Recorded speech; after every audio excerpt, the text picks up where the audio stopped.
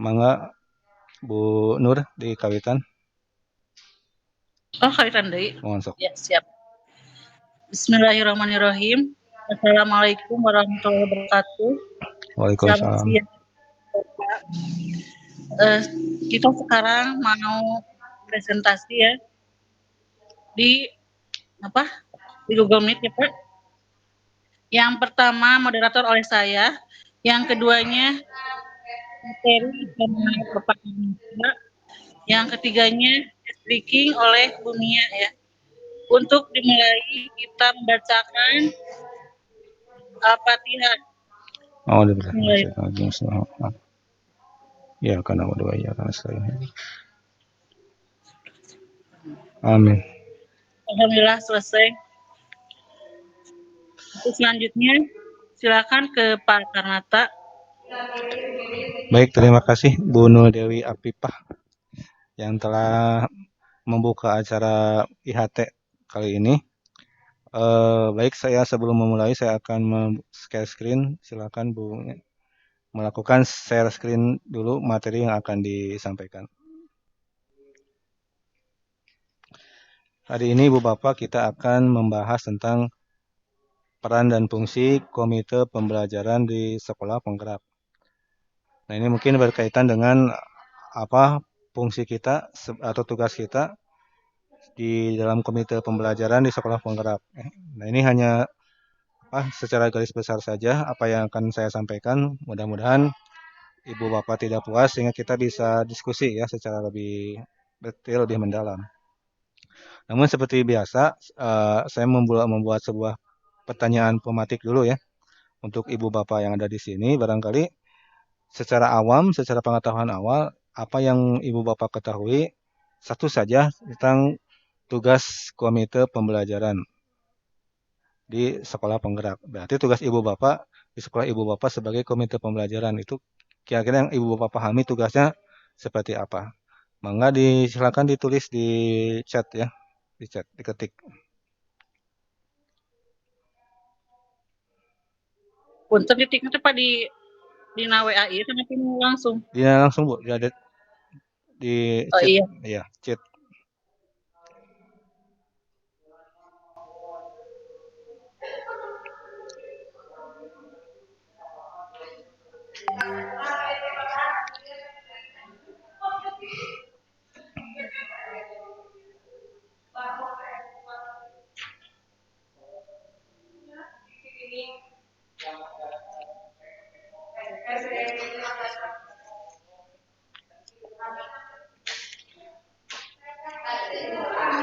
Baik, kalau Bu Yulia menjawabnya tugas saya di komite pembelajaran menurut pendapat saya adalah mengembangkan diri secara aktif menjadi coach bagi guru lain untuk pengembangan pembelajaran yang berpusat kepada siswa. Oke, bagus. Pak Dodi, Bu Mia, Bu Nur silahkan. Bu Mia, oke Bu Mia menjadi guru kelas 7 yang menerapkan kurikulum sekolah penggerak. Pasti itu. Akan melakukan itu sudah pasti. bagus. Pak Dodi silakan Pak Dodi pendapatnya.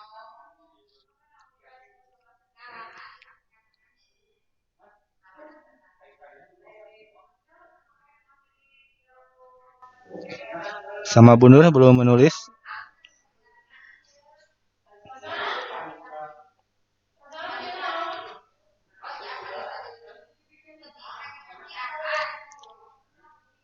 Baik. Sambil nah Pak Dodi ya. Tugas komite sekolah penggerak tentunya berupaya mengoptimalkan tugas pokok dan fungsi sekolah penggerak yang menjadi motor penggerak untuk memajukan perkembangan siswa. Oke, bagus. Bu Nur Dewi, kalau menurut, jadi Bu, menurutnya Bu, kenging gelas. Kalau menurut untuk membantu mensosialisasikan kurikulum penggerak pada guru yang belum. Oke, bagus. Silakan Bu Mia dipindahkan ke slide kedua.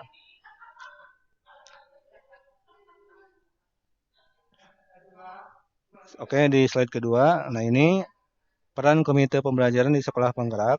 Jadi, komite pembelajaran sebetulnya harus mampu menerapkan sistem Merdeka Belajar dengan menggerakkan ekosistem pendidikan demi mewujudkan pendidikan yang berpusat kepada murid.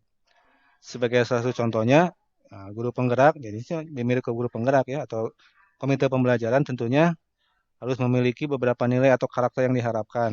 Nah, ini berarti masuk kepada karakter Pancasila ya. Nah, pertama ada kemandirian, reflektif, kolaboratif, inovatif, dan berpihak kepada murid. Jadi intinya bagaimana guru yang ada di komite pembelajaran ini bisa tentunya menerjemahkan ya kurikulum sekolah penggerak yang pastinya berbeda dengan kurikulum kultivasi yang sebelumnya. Yang intinya bagaimana pembelajaran itu bisa berpusat kepada murid, memberikan pembelajaran yang inovatif dan kreatif. Nah, mungkin nanti bisa diterjemahkan lagi secara aplikasi di kegiatan pembelajaran ya. Baik, lanjut ke slide kedua. Nah, jadi diharapkan Ibu Bapak sebagai komite pembelajaran di sekolah penggerak ini, kenapa disebut komite? Jadi komite itu sebuah kelompok ya, kelompok guru yang sudah tergabung dalam pelatihan sekolah penggerak yang nantinya dia akan menjadi ujung tombak untuk menerjemahkan kurikulum sekolah penggerak di sekolahnya masing-masing. Nah, adapun diusahakan memberikan dampak kepada murid itu yang pertama, ini munculnya sebuah pembelajaran yang aktif dan menyenangkan sesuai dengan tahap perkembangan murid. Nah, ini menurut filosofi Ki Hajar Dewantara, jadi ada istilahnya kodrat alam dan kodrat zaman, sehingga murid dapat meraih kemerdekaan belajar. Kemudian pembelajaran berorientasi kepada siswa, artinya siswa menjadi pusat belajar, guru hanya dapat menjadi fasilitator atau mengarahkan. Yang ketiga, pembelajaran akan mengarah kepada pembentukan budi pekerti. Nah, ini berarti mengkerucut ke profil pelajar Pancasila ya, yang mengacu kepada semboyan Ki Hajar Dewantara, yaitu ing ngasa sung tulodo, ing madia mangun koso, tuturi handayani. Ada yang masih lupa? Artinya, ing ngasa sung tulodo itu apa?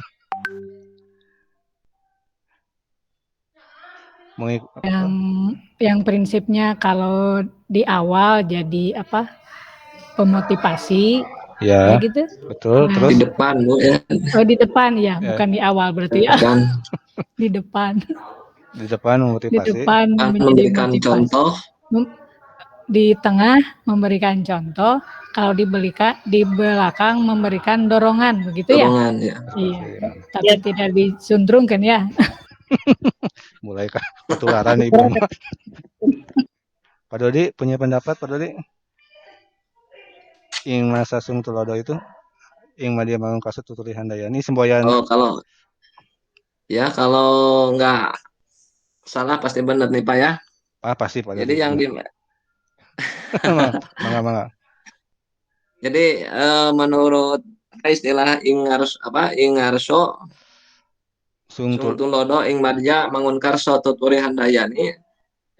Betul tadi yang dikatakan oleh Bu Mia. Jadi yang dimaksud itu adalah di depan kita memberikan contoh, di tengah-tengah kita memberikan arahan, kemudian di belakang memberikan sebuah dorongan atau motivasi terhadap siswa. Betul.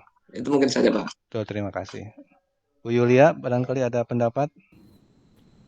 Mungkin istilah anak zaman sekarang mau menjadi role model ya Pak. Betul. Harus jadi role model, harus menjadi contoh teladan mungkin yang bisa berguna gitu untuk kehidupan anak didik kita sekarang dan seterusnya. Oke.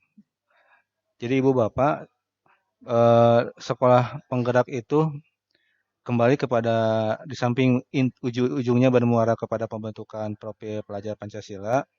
Nah, dalam proses pembelajaran itu sendiri katanya kita tidak boleh melupakan filosofi pendidikan Ki Hajar Dewantara yang tiga ini yang sudah dikenal oleh menjadi menjadi jargon ya di dunia pendidikan.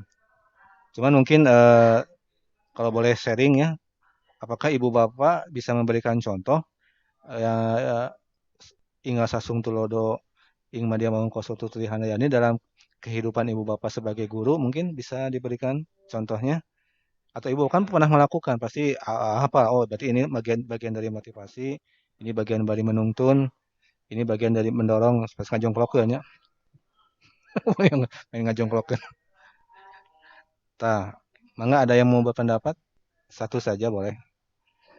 Bu Nur, badai contoh Ibu Nur yang sudah Ibu Nur Pak, lakukan. Ya, iya, guru itu kan digugu dan ditiru ya. betul Kalau betul. misalnya ada sampah bu ya plastik atau di bawah kita ambil buang ke tempat sampah. Ada siswa nanti kan digugu dan ditiru, apalagi kita ya kalau ketemu murid kita bersalaman. Kalau di sini kan kalau sekolah saya ya istilahnya itu semut ya. Semut. Kalau Oh ya. semut itu kalau ketemu gitu ya. Oh, Ya itu. udah itu aja Pak. Ya, bagus sekali. Pak Dodi ada contoh di sekolah Pak Dodi yang filosofi Ki Hajar Dewantara pernah dipraktekkan?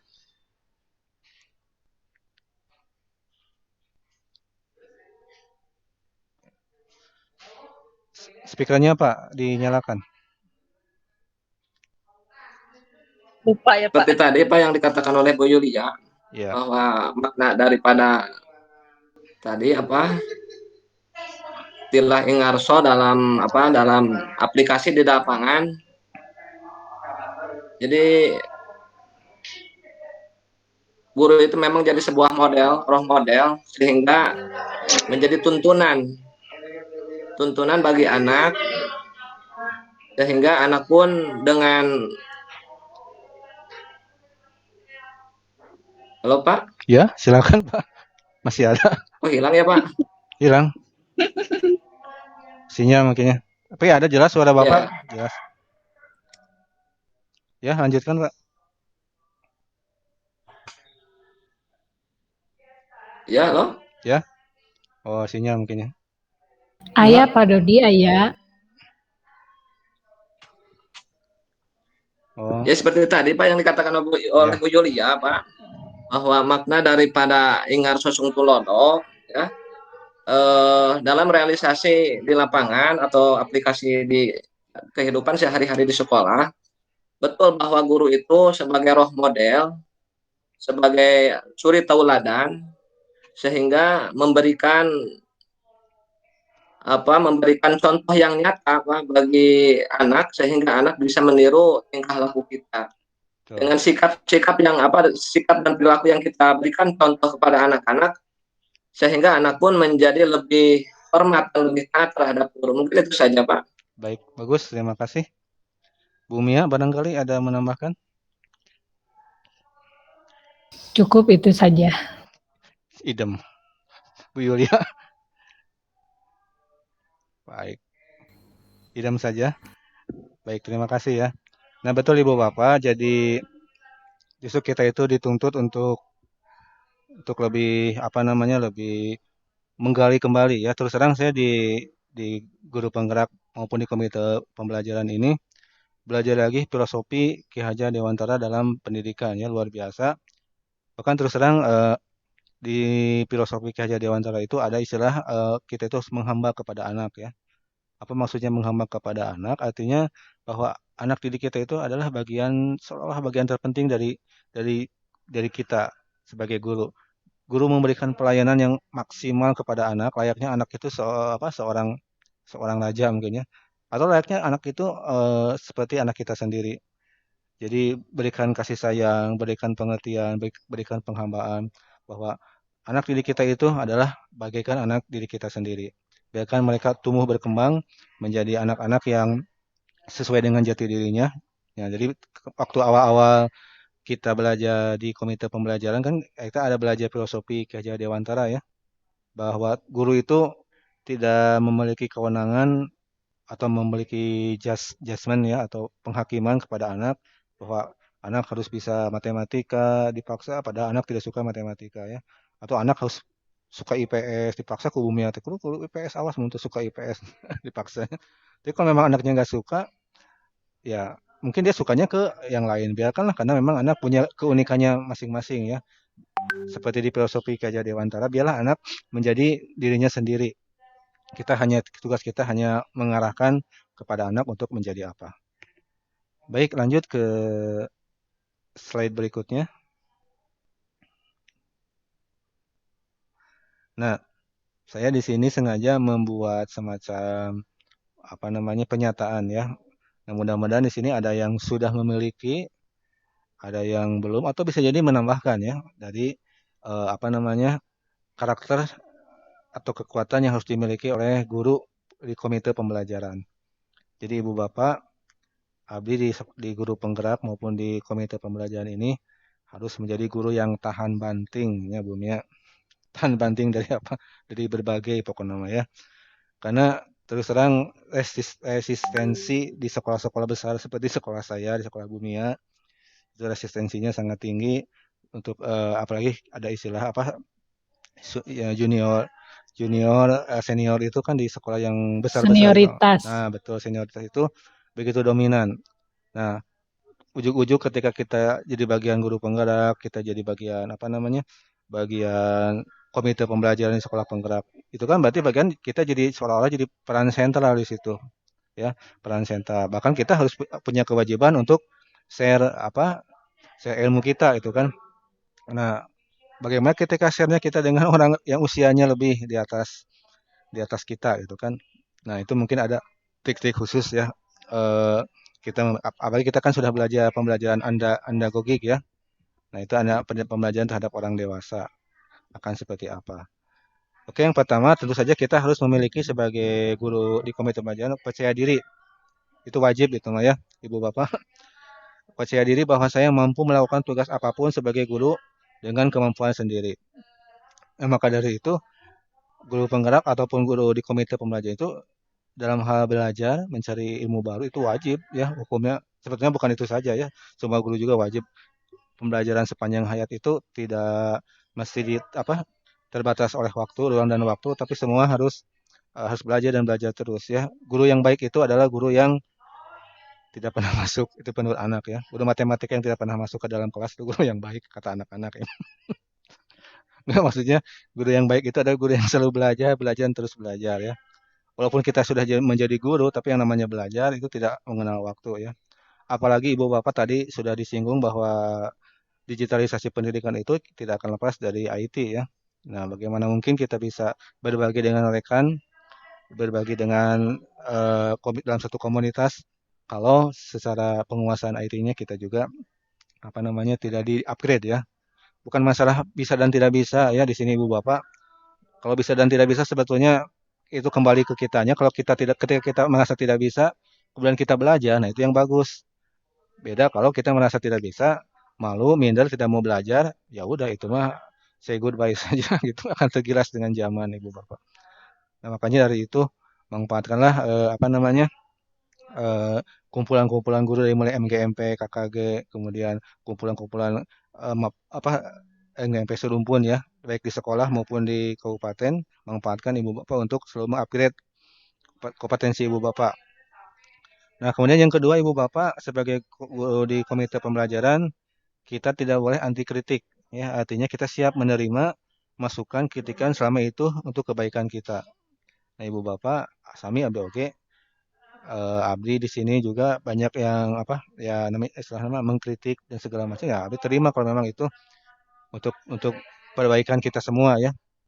Masuk ada guru yang terutama ini mah kasus biasanya guru senior yang merasa serba bisa, serba senior.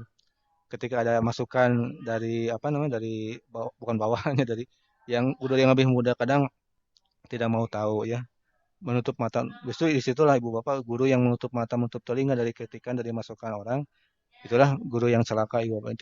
Dia tidak mendapatkan sesuatu yang baru ya, nanti ditinggalkan oleh ditinggalkan oleh rekan-rekan yang lain. Kemudian yang ketiga Ibu Bapak, kekuatan yang harus dimiliki oleh guru di komite pembelajaran adalah harus familiar dengan siapa saja dalam membangun kerjasama untuk mencapai tujuan bersama. Nah, Ibu Bapak, Di sini kita harus bisa berkolaborasi, Ibu Bapak ya, membangun komunikasi dengan baik dengan ya Abi percayalah kalau sesama rekan guru IPS di sekolah ya, gak mudah ya, akan dengan mudah kita membangun kolaborasi. Tetapi ketika kita sudah lintas mapel, nah itu ada kerepotan ya. Tapi harus bisa Ibu Bapak, apalagi Ibu Bapak punya tugas di komite pembelajaran ini men-sharekan dalam bentuk IHT nanti ya. Jadi usahakan kita itu istilahnya jangan sampai hanya kita dekat itu dengan guru serumpun saja ya. Guru beda rumpun pun kita kalau bisa ya saling berbagi ya. Alhamdulillah Abdi di sekolah berusaha untuk familiar dengan siapa saja ya. Baik dengan beda mapel, beda usia. Karena Abi berusaha menempatkan bahwa kita itu di sini saling belajar, saling berbagi, saling watawasobi hak, watawasobi sob itu tadi ya. Jadi bagian yang tidak terpisahkan, bagian yang satu kesatuan untuk tujuan bersama. Kemudian yang berikutnya Ibu Bapak selalu berusaha melakukan sesuatu yang baru sambil belajar terus demi mengimbangi kemajuan zaman. Nah, ini berarti kaitannya dengan penguasaan IT Ibu Bapak ya. Jadi kita harus selalu belajar dan belajar terus Ibu Bapak ya. Di sini Ibu Bapak dalam hal penguasaan IT, digitalisasi pendidikan, Ibu Bapak paling tidak Ibu Bapak jangan kalah sama siswa. Siswa mah tos garadu YouTube ya, akun YouTube. Ibu Bapak punten tos garadu akun YouTube tah. Teu acan. Aduh. Pamina nonton Acan, Pak. Ganda mah udah gampil Ibu Bapaknya. Ulah kawan kumurang kali moal terus bahkan di Abi mah terus anu cita jantan YouTuber Ibu Bapak. Abdi oge murid Abdi YouTuber, Pak. Tapi Abdi mah isin. Nah, isin gaduh. Gaduh. Tah itu yang isin. Sebetulnya mudah Bapak ya. Itu salah satu saja. Tuntutan guru sekarang itu adalah paling tidak untuk bicara media sosial, kita punya akun YouTube. Makanya ini juga kan tugas ini harus dilingkan ke akun YouTube Ibu Bapak ya. Nah, makanya harus punya Ibu Bapak. Nanti tata cara. Kayak atuh hayu orang eta. Oh gitu. Pangdamelkeun kesarangannya. Mangga siap lah. Bu, ayo Bu. Udah kadang ngadamelnya. Oke, siap. Dan akun ulah kumaha Bu? Seperti TikTok wae. Tah gitu ras Bu. Nah, selanjutnya mungkin Ibu yang terakhir menjadikan murid sebagai teman belajar. Nah, ini Ibu Bapak kembali ke filosofi Ki Hajar Dewantara, menghamba kepada anak. Kemudian pembelajaran berpusat kepada murid. Bagaimana sih kita menerjemahkan bahasa ini? Ibu Bapak pernah bisa berikan contoh tidak? Murid jadi teman belajar. Jadi kita belajar sepertinya kepada murid ya, jadi teman belajar. Kira-kira bisa bantu diterjemahkannya seperti apa Bu kalau dalam aktivitas pembelajaran Ibu Bapak? Menjadikan murid sebagai teman belajar. Misalnya cari di YouTube atau di Google atau kalau diskusi. Kumaha Bu Nur? Mencari di Google Pak biasanya. Kalau teman belajar ya diskusi, ngobrol-ngobrol gitu sama siswa Pak. Oh gitu, iya. Baik, bagus. Yang lain bisa berikan contoh menjadikan murid sebagai teman belajar. Oh, mangga. Salah tuh. Bu Julia, mangga Bu Julia. Kadang saya kalau dalam membuat video pembelajaran, Pak, lebih sering bertanya pada anak, lebih kreatif anak daripada saya. Iya.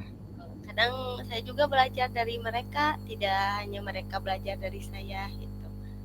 Mungkin contohnya seperti itu. Oke, bagus. Mangga Bu Mia. Kalau saya mah mungkin kalau dalam memulai pembelajaran tidak langsung informasi dari saya, jadi mengajak siapa di antara kalian yang mengetahui tentang ini. Tadi kan ada tuh muncul tuh yang A, B, C. Ya bagus. Terus ada, Bu kalau ini gimana? Tapi kita juga punya arahan pembelajaran hari ini teh apa yang akan kita sampaikan, apa yang harus kita dapatkan dari pembelajaran hari ini, tidak terlepas dari arahan itu. Masuk ke dunia mereka, begitu. Nah, betul. Masuk ke dunia mereka, itu kata kuncinya. Betul. Kalau lihat ibu bapak ya, salut saya mah sama guru TK. Guru TK itu bagaimana dia bisa menjadi teman belajar bagi anak-anak usia di bawah 5 tahun, itu kan luar biasa. Jadi bisa pura-pura jadi teman apa? Teman anyang-anyangan istilahnya ya, teman beli katakanlah beli-belian atau apa, teman menggambar. Nah, itu mungkin walaupun itu konteksnya guru TK, tapi kita sebagai guru SMP pun bagaimana bisa kita masuk ke dunia mereka gitu kan. Ya, dunia mereka sekarang kan dunia digital, dunia TikTok, dunia YouTube, dunia medsos kan. Nah, kita bagaimana bisa masuk ke dunia mereka ya. Sampai kita apa namanya memberikan masukan-masukan yang positif dalam hal penggunaan media sosial secara bijak. Itu juga bagian dari menjadikan murid sebagai teman belajar. Jadi Ibu Bapak, keakraban yang dibangun antara guru dengan murid itu, itulah sepertinya terjemahan dari salah satu apa? Salah satu bagian dari filosofi Ki Hajar Dewantara. Nah, terus terang Ibu Bapak Abi sangat tergugah ketika Abi baik jadi guru penggeraknya jadi ini cuman sayang karena kita posisinya sedang pandemi ya. Jadi kita belum bisa mengoptimalkan pengaplikasian hal-hal seperti ini. Tapi mudah-mudahan dari waktu dekat ke depan kita bisa memberikan apa namanya memberikan model pembelajaran yang berpihak kepada murid. Saya terakhir Bu Mia, di slide terakhir.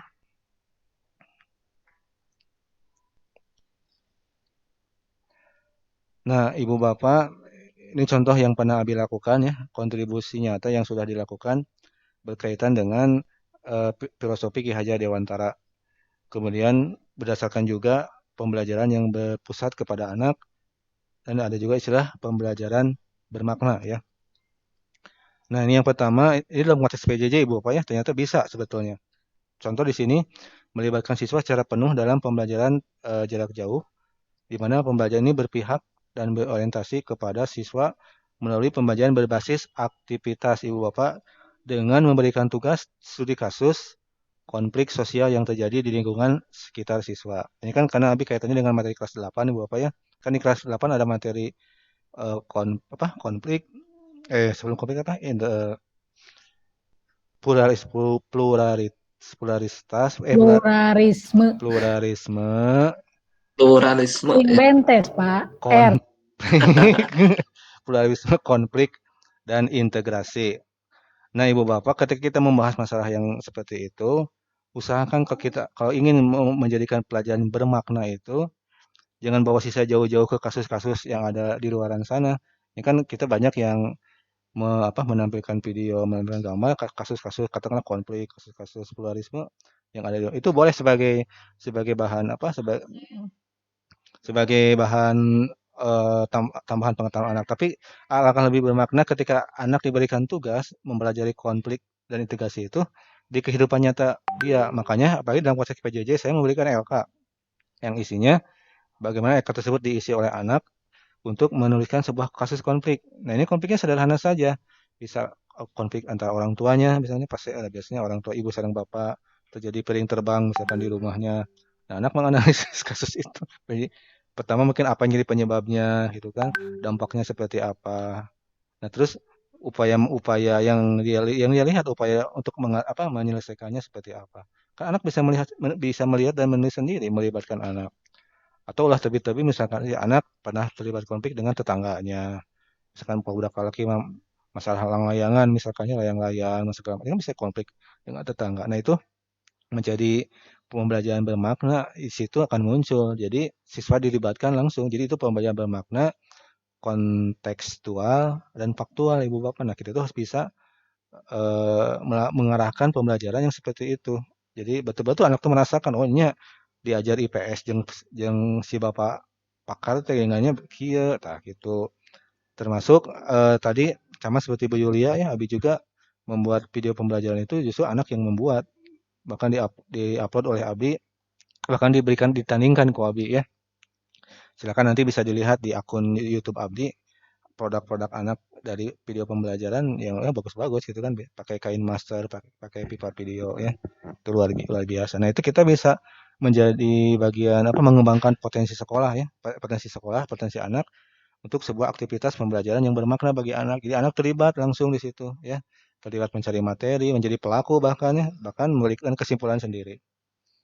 Kemudian memberikan tugas pada siswa yang sifatnya menyenangkan, tidak memberatkan. Contoh seperti membuat game, mengisi TTS. Nah, ini mah mungkin kayak tadi saya contoh ya, ada TTS IPS. Yang mudah-mudahnya ringan-ringan saja ya Ibu Bapak. Karena itu bagian anak itu dalam konteks PJJ itu ya kan banyak keluhan-keluhan tentang tugas-tugas yang banyak, terutama di guru matematika ya. Belak-belik ya guru matematika ya. Guru matematika itu bisa Curhat. sok apa namanya? Makanya favorit dari Bu guru matematika teh. Ketika dia tidak datang di kelas. Favorit pisan. Nah, itu penginten Ibu Bapak ya yang ini share saja Ibu Bapak dari apa yang Abi pahami tentang peran dan fungsi komite pembelajaran, guru di komite pembelajaran untuk sekolah penggerak. Nah, barangkali dari yang sudah saya paparkan, kita share saja mungkin 5 menit ya. Ini rekamannya sudah 31 menit. Bakal ageng Pak Yolna. Mangga Ibu Bapak, aya nu bade didiskusikan. Mangga nu bade narosan pakar. Aduh. Saya punya anak. Bu Yulia atuh sareng Ibu Nur pilih bade narosan. Cekap Cekapnya. Cekap we mohon atuh bios cekapannya. Alhamdulillah Ibu Bapak materi tentang peran dan fungsi komite pembelajaran di sekolah penggerak sudah selesai disampaikan. Mudah-mudahan kita bisa memberikan pencerahan khususnya bagi saya juga bagi Ibu Bapak ya bahwa kita itu di sekolah penggerak memiliki peran yang sangat vital. Tentu saja peran vital ini menjadi tanggung jawab kita bersama, tanggung jawab besar yang menentukan maju mundurnya program sekolah penggerak terutama di sekolah kita.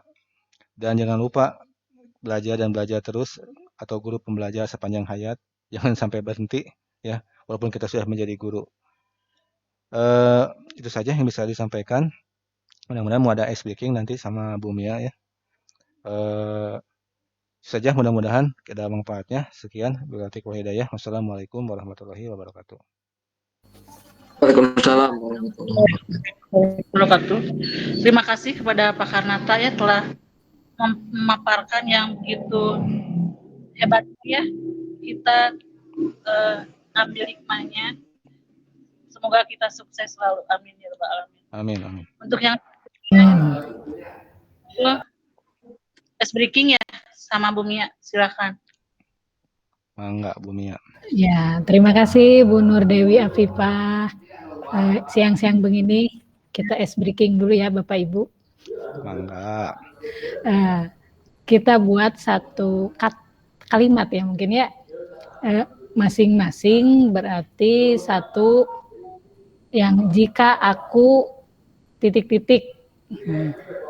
Berarti masing-masing satu. Jika aku sama dengan maka. Nanti saya bergantian dari mulai Bu Yulia jikanya disambung sama Bu Nur. Tapi yang sudah Ibu Bapak tulis tidak nyambung dari jawaban ya langsung. Nah, Bu Yulia misalnya jika aku apa, Bu Nur membacakan yang Bu Nur sudah tulis jika akunya jawabannya makanya. Dari situ nyambung ke Pakar Nata terus ke Pak Dodi begitu. Ibu Abi bertarosana jika saya mohon dijawabnya sama Bu Nur gitu. Mohon laras. Tah gitu. Wios teu nyambung Bu. Wios kan lucu. Itu letak lucuannya Bu ya. Sugan orang sambung-sambung. Teu nyambung mah diolas ya Bu gampil. Upami teu nyambung ke Bu Yulia kedah ka Garutnya. Bade syukuran cenah Pakar di Garut kota. Gitu. Atas lulus kamari tos lulus PNS Bu Yuliana namanya lulus. Gitu. Alhamdulillah. Dan bade syukuran di Garut kota. Alhamdulillah saya Bu. Ya, so. Ring Bu. Siap? Sok mangga. Siap. Bu Yulia kita mulai go. Jika aku presiden.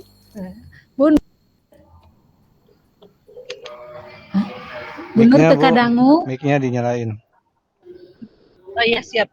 Sebentar diulang dari Bu Yulia. Yo.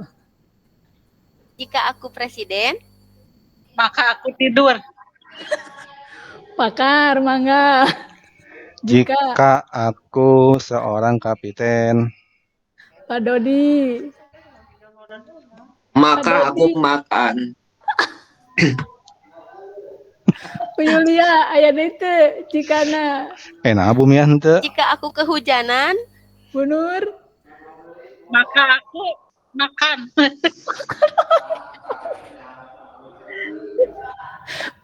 Pakar.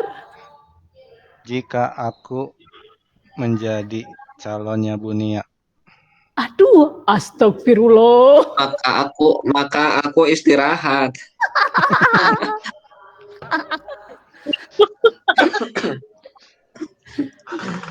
Upami abi ngiringan hiji atau pangwalarkeunnya. Sok.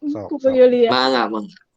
Jika aku teringat di kau, Maka aku terbayang-bayang. Naonnya terbayang tuh.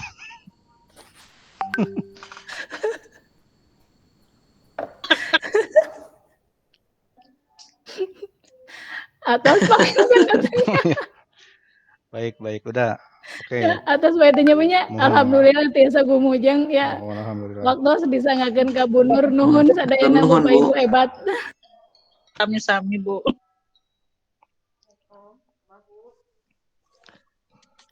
Ka Ciramba ya Bu Nur. Bujeng kali mah. Cari kau drama ya deh. Jadi kowe teh Ciramba kamu gumujengnya. Saya mesti balik buat. Abi mah justru Ciramba itu pemina. Kami Ciramba peminang itu. Ibu mah dibalik. Balik. Bodoh ya Pak. Justru muter dibalik malu lucu Bu. Katuran Pak nangisnya Pak. Terima abah. Apa? Pak itu. Ya bang tanya batur sesudah nyari ram. Kunaon.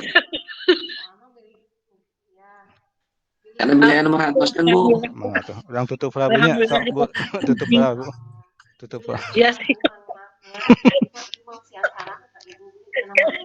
Iya rekaman masih nyala itu ya Bu. Karekam. Masih karekam ini. Saya di stop Abi. Aduh usia.